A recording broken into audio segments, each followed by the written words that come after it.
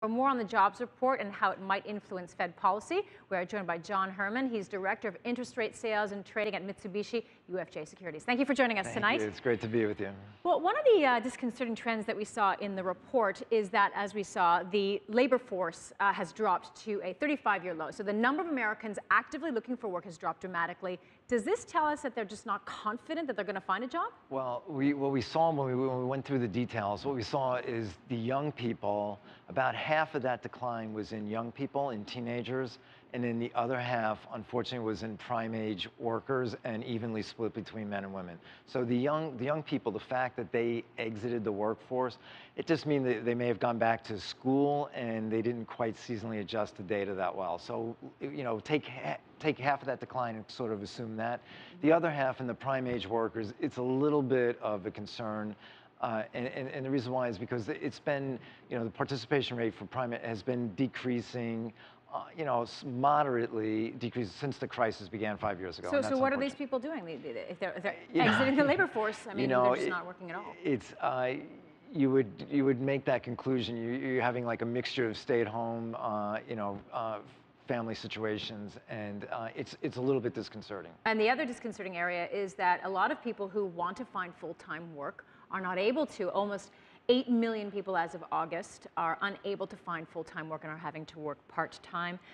Also, that they're getting low-paying jobs, mainly in retail and in some of the food services areas. So what can the government do from a fiscal standpoint to try to... It would seem, when we paint the picture like this, it sounds like the U.S. is barely recovering, and it sounds like we're about doom and gloom, and we're about to fall back into recession or something. But with the economy, the expansion is pretty durable. Monetary policy is doing, is doing almost full speed, stimulus.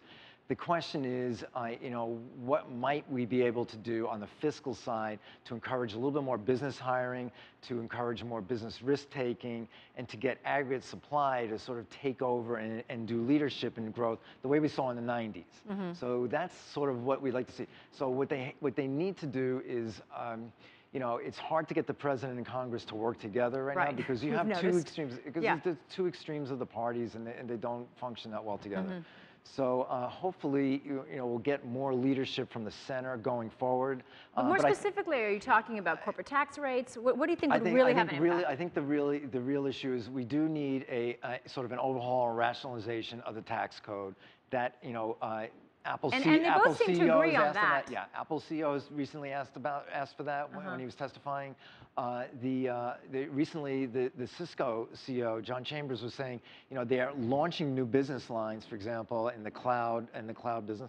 But they were going to derive the savings to fund that from cutting headcount in other divisions. So net, the headcount in the company is about the same. So what we need to, and he said one of the reasons why he was doing that was because he was just uncertain about the future, and he hears sort of mixed messages coming out of Washington. And so that's another thing. The other thing is, if we could have just a more confident Fed and a more confident view about the future, I think business leaders would then say, okay, look, we have room to hire, we have a budget to hire, but we're not doing it. And that's part of the problem. Well, on the Fed, obviously the big question right now, we've got a Fed meeting that's happening on the 17th of September. With this jobs report, not impressive, does this mean the Fed is going to continue with its bond buying program or put the brakes on it? Okay, let's put everything in perspective because we don't want to jump over the edge on one report. So here's what we're seeing.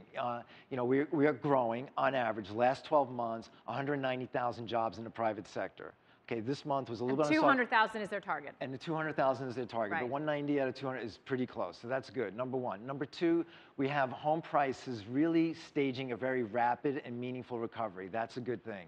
Motor vehicle production and sales are really ramping up to very good levels. And in addition, we have household deleveraging, which is really critical. We're past the midpoint of the adjustment on household deleveraging. So you think, because when you put the big picture together, it's kind of like a holistic thing. If you put it all together, the picture is looking better. What we need now is we just need someone who has just a more, greater conviction about where we're going and to actually deliver that message. And I think you'll get the risk taking behind it. Okay, but to be clear, you do believe that the Fed is going to announce that they're going to taper I down? think the way, bond yeah, okay. the way you do it is you just simply do what we call taper light, which means you, instead of doing 20 billion that some people have been saying, you know, you do something like 5 to 10 billion. You start the process and then say, all right, look, we're going to be very carefully monitoring this situation, and then you just do things going forward. But I think that's the real key. But we're close. The country has really made remarkable improvement. We'd like to see tremendous job growth. We'd like to see the unemployment rate falling for all the right reasons. Of course. You know, and it's just how do we do that? We just have to get, we need stronger conviction. Right. Okay, John, thank you so much for joining us. Thanks for being on the show. That was John Herrmann, Director of Interest Rate Sales and Trading at Mitsubishi UFJ Securities.